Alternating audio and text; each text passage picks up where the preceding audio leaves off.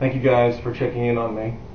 I'm happy to share my journey away from Watchtower and into the world of quote-unquote aggressive activism. I'm in a lot of trouble for filming in public and criticizing what I see. Hold on a second. You guys, I have to thank you guys out there for being, those of you that have continued to support me, I appreciate it, and I especially thank the viewer out there who's been kind enough to send me a tripod and studio light, which is now going to make it possible for you guys to hopefully actually see me. So thank you to the viewer out there who sent me the studio light. Right, so thank you for tuning in, for supporting me, and for contributing financially so that I'm able to defend myself from the charge that I cause Jehovah's Witnesses fear of injury. I do not cause Jehovah's Witnesses fear of injury. In fact, I think it's safe to say that Jehovah's Witnesses are the ones I could say cause me fear of injury. Okay, so just to remind you guys of some of the things that you'll see in the videos on my channel. On the 7th of December 2017, you would see an elder lie to me about the inner workings of Watchtower. On the 6th of December, you would see one of Jehovah's Witnesses lie to me about the purpose of their preaching work. On the 26th of January, you would see one of Jehovah's Witnesses physically assaulting me, pushing me in my stomach. On the 3rd of February, you would see one of Jehovah's Witnesses lying to the police about what she actually said to me. On the 12th of February, you would see one of Jehovah's Witnesses filming me from across the street, holding the recording device in front of her face, and then me going up to her and her quickly putting the recording device down and running away.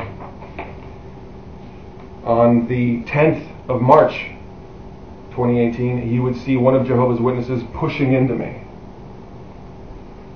deliberately making physical contact. You would see one of Jehovah's Witnesses grabbing this recording device. You would see one of Jehovah's Witnesses tell me that I have an interesting nightlife and that I'm on YouTube too lots, with the implication being that I'm being filmed and surveilled by people who are not making themselves known to me. How's that for being scared out of your wits about who's watching you when you come and go? And of course, on the 20th of March 2018 at Burrard SkyTrain, the coordinator of the body of elders of the English Bay congregation, Brian Alston, grabbed my arm and tried to pull a book out of my hand with his other arm, open and shut.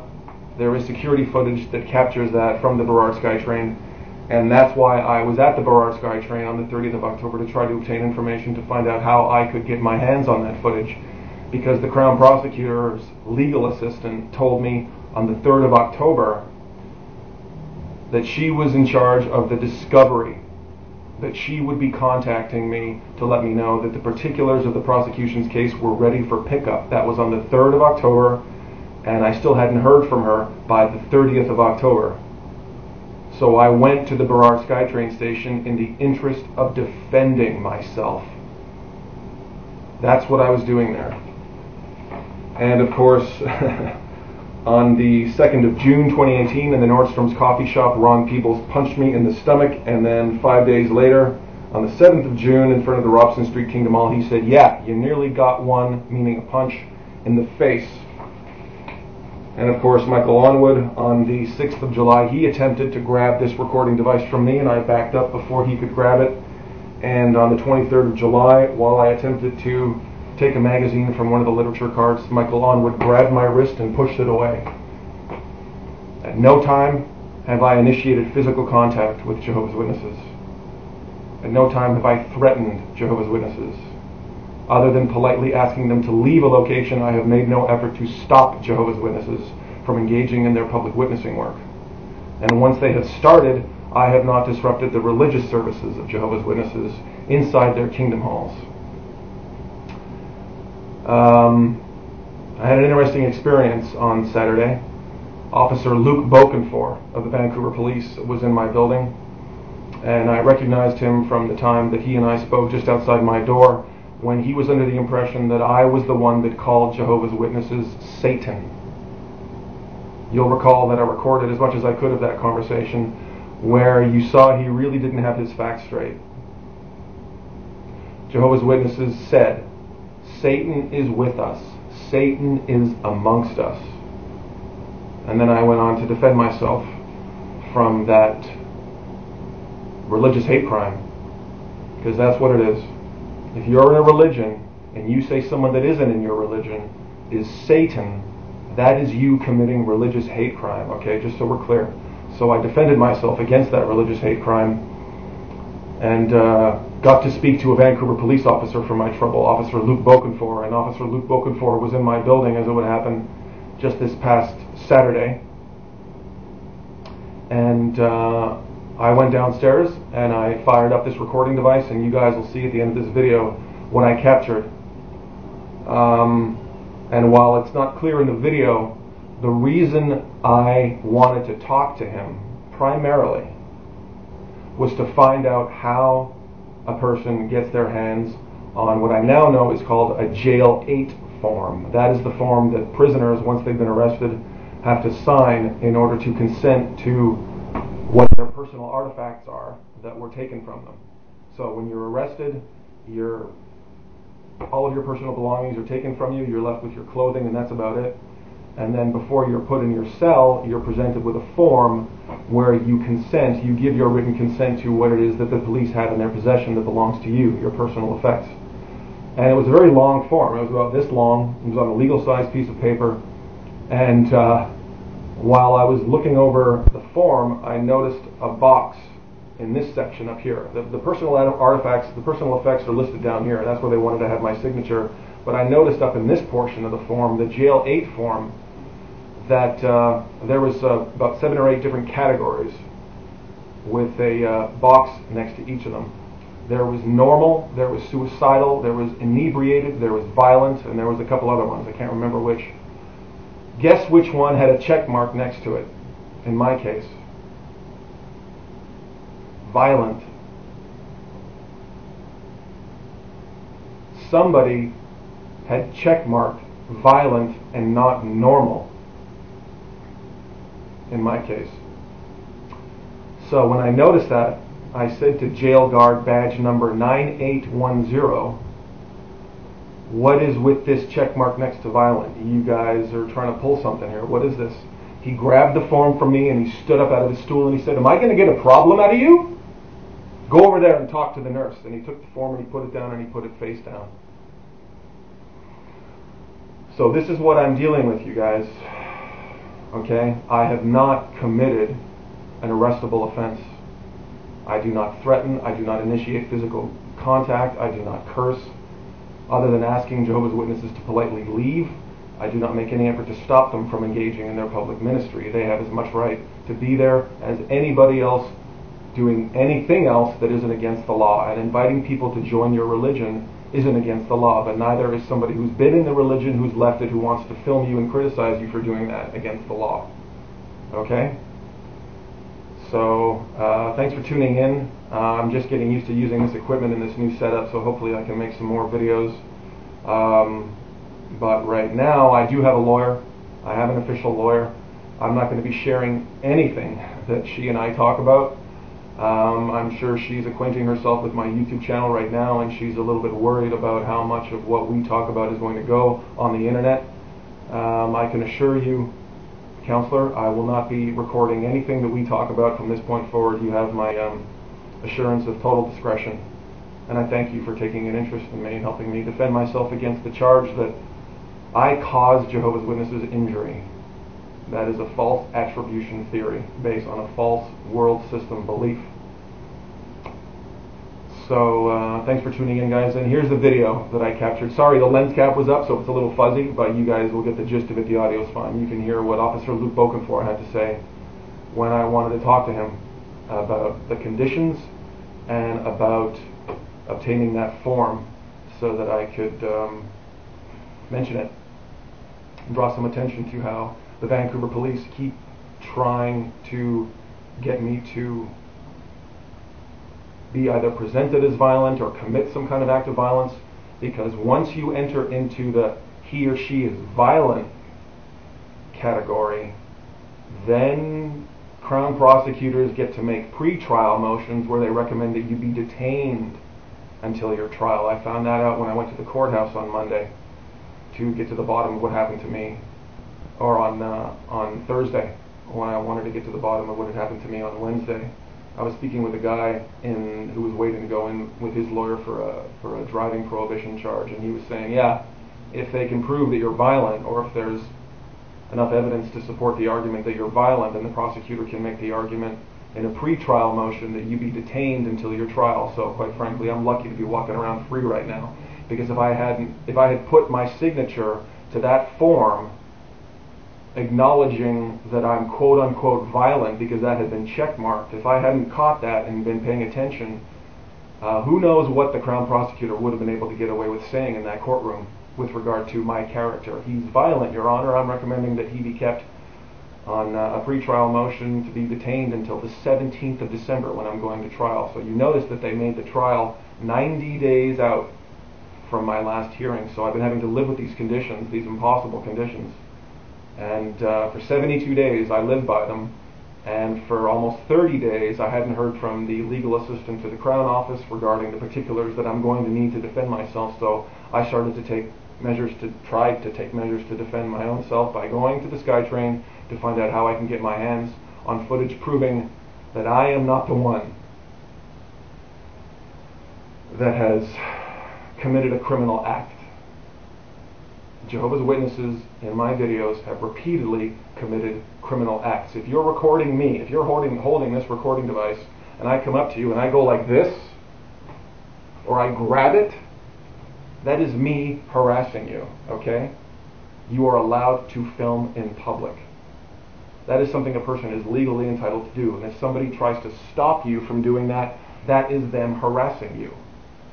Okay? So harassment, threatening statements about my personal life, and of course physical assault. These are the criminal acts committed against me by Jehovah's Witnesses. The worst that I have done to Jehovah's Witnesses is call them you-know-whats, okay? I look forward to calling them that at some point, but for now I'm going to have to put a lid on it, because if I have any direct or indirect contact, if I go anywhere they worship, if I come within 100 meters of a literature cart, I'm in real trouble now. So of course I'm not going to do that. My life right now is very boring. Yeah, I'm laying low. I'm waiting to build my defense case with the lawyer, so I'll keep you guys posted with what I can. Probably not very much. I'm going to court on the 28th for consideration of sentencing for my breach, where of course I'll be explaining what I was doing there, and then of course trial on the 17th of December. So I'm going to leave the information. You guys are going to watch the video now of what Luke Bokenfohr had to say for himself. And I'll leave his contact information in the description of this video, and I'd appreciate it, of course, if you could contact him and tell him what you think about what he said, about not just me, but really what he said he's saying to all of us who are trying to expose Jehovah's Witnesses and Watchtower and the harmful policies that really most of the world doesn't care about, but we care about it. And the more videos we make, the more people who are still in the cult are going to go, wow, look at all these people. See, we're building XJW City with our videos, and XJW City is growing. And when I started this a little over a year ago, it was about this big, and now there have been so many people who've contributed videos and engaged in some form of activism and written letters and done media interviews that XJW City is now this big. So people who are still in the cult, bound by the obligation they feel they have to God as a result of their baptism, they can sort of look outside the blinds of Watchtower and see all of us in social media building XJW City and going, wow, look at all those people, right? Somebody's watching somebody's watching one XJW talk about his or her personal story and they're going, wow, that's exactly how I feel. They're watching a video of mine going, yeah, good, go call them cult members, they're so arrogant, etc. So there's something for everybody in XJW City, right? We all have our personal journeys that we're making away from the cult, and it's important to share it all, and I'm sharing it with you. I've been sharing it with you from the start. That's been the point of this channel. But at the moment, the only thing I have to share with you is how I am a victim of malicious prosecution and false police reporting and et cetera, et cetera. I'm so tired of talking about it. Anyway, so I have a lawyer now who will be talking about it for me, and hopefully come the 17th of December I will be able to walk down the street past Jehovah's Witnesses. Hopefully I'll be given some guidelines. Do not do this, do not do that. We'll find out. But really, the Vancouver police and the provincial court have taken it upon themselves now to have to tell me precisely how to proceed when it comes to my involvement, my interaction, my proximity to a literature cart. So they're probably trying to figure out exactly what it is they need to tell me. Okay, Mr. Lefebvre, you can come within a meter of the literature cart. You can do this, you can do that, but you can't take a magazine. You can't address them directly. You can't film them. See what I'm saying? They're trying to figure out what exactly the restrictions are going to be going forward, because they can't impose these conditions forever when Jehovah's Witnesses are set up all over the city. If the court is going to impose these conditions for the rest of my life, so we'll see what they do. I think the Jehovah's Witnesses also are regretting bringing charges against me when they know that of course I'm going to be defending myself and featuring video evidence of them open and shut committing criminal acts against me. So this thing will eventually go away. I thank you for your support, and I thank you for continuing to make videos to let people know that people leaving the religion of Jehovah's Witnesses experience a wide range of emotions, and that the journey we make is different on an individual by individual basis. So this is mine, and you have yours. I thank you for sharing it, because if you hadn't shared yours when I first started wanting to leave the cult, I never would have been able to first, certainly I never would have been able to do what I've done. I never would have felt I had the support. But more importantly, well, who knows, right? Who knows what I would have never been able to get over that ex-Jehovah's Witnesses 20 years ago couldn't get over, and they were never heard from again.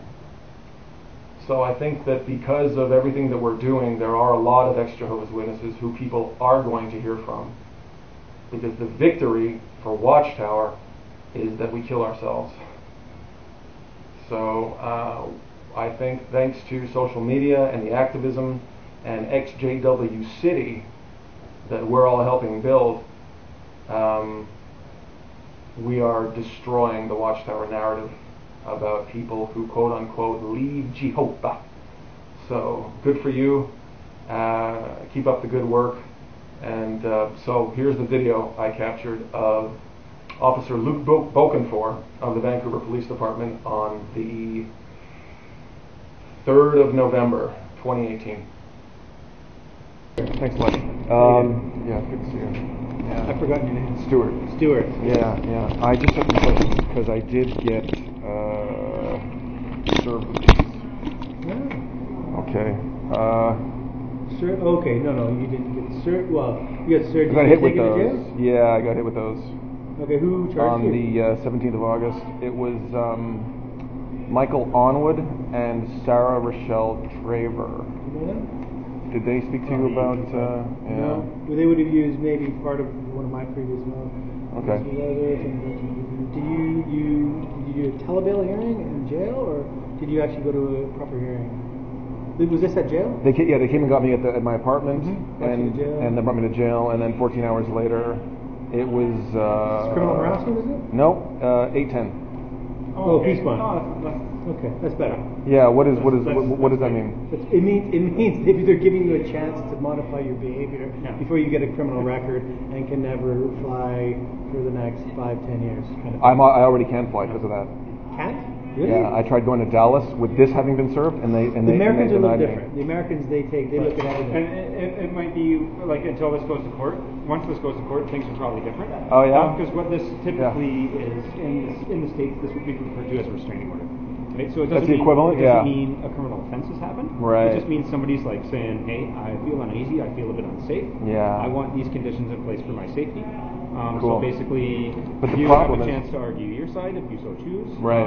Or you can say, you know what, I'll abide by these conditions. You can put those conditions. I am on abiding me. by them. Yeah, it's been Until it goes to court, 70 something days. abide by But the them to tricky the one, T, right? Yeah. And if you ever get imposed these conditions, you abide by them to the T. Right. Because if you breach them, Right. then you could be charged criminally. because the breach is the criminal offense. Yes. Which is what the judge It would wants be a because charge of breach of check the out identity condition number 7. Mm-hmm. About the 100 meters from any literature card. Mm-hmm. And the thing is that they set up at SkyTrain stations all across the city. Oh, okay. Hold on. So just to go to Stuart, hold on. Okay, you and I know these are all fantastic. Actually, these are all illustrated in the report that I wrote. These are almost word for word some of the stuff that we kind of agreed on.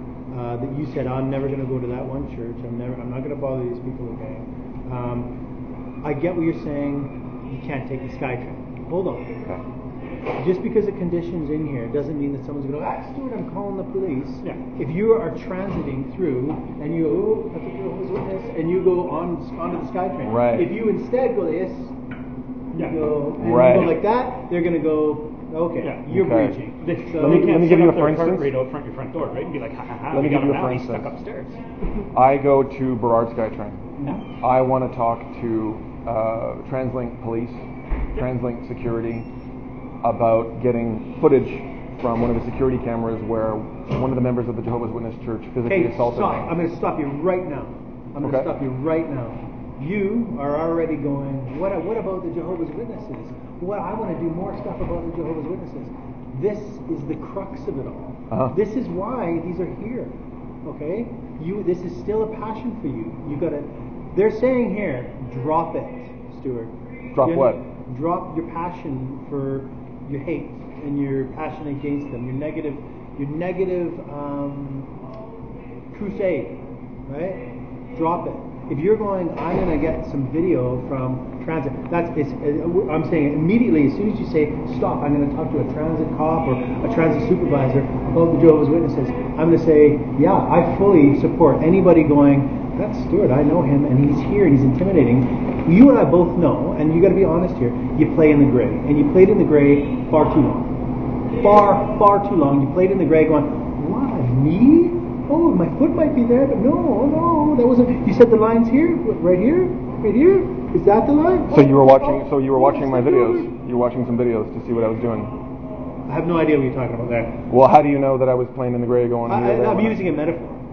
I was using a metaphor there. I didn't actually mean there's a line, but if you've been doing So that, you were that's you even were worse. Okay. you were imitating me. What were you doing just there? I'm using a metaphor. You Okay. understand what I mean when I say that? In the gray. You're living in the gray, meaning you're playing very fast and close to what someone says. Don't go there, and you say, "What do you mean? Don't go here? Okay, you mean here? But I can go I here, haven't right? done that. I can go here." What I'm saying is that when someone says, "Leave me alone," Why are you and- suggesting that I've done that? Okay, this is obviously going nowhere as it normally does. No. I'm just curious. Okay. Yeah. So you don't want to take that?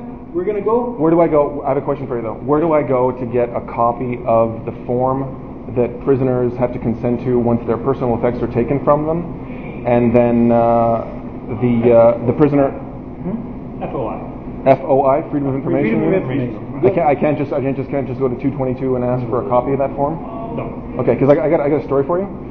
You've So always got a story, and this is what I'm saying. You are. Can I tell you what can, happened? you can pop your eyes out at me and roll your eyes all you like and go, oh my goodness, and be all indignant all you like. No. If you want to talk normally, like two normal human beings, Right. we can do that. But you irritate me Uh-huh. because you pretend that the rules don't apply to you, or that you're being righteous. You're not being righteous. Leave these people alone. People have a right to be left alone. Leave them alone. Okay? Okay. It's harassment. Okay? It's harassment. This here is your last chance to not get a criminal record.